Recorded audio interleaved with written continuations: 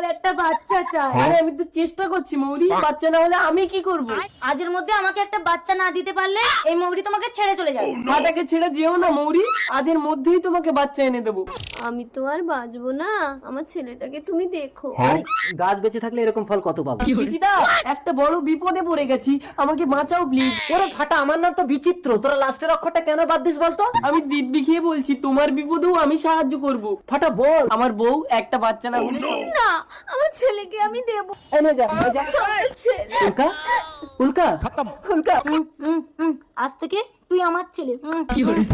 আরে পেছনে চুমু খাচ্ছ কেন? আসলে জীবনে কখনো ছেলে দেখিনি তো, তাই সামনে পিছন বুঝতে পারছি না। এই ফাটা ভাই, একটা বড় বিপদে পড়ে তোর কাছে ছুটে এলাম। আমার বউটা মারা গেছে, তোর বউটাকে দে না।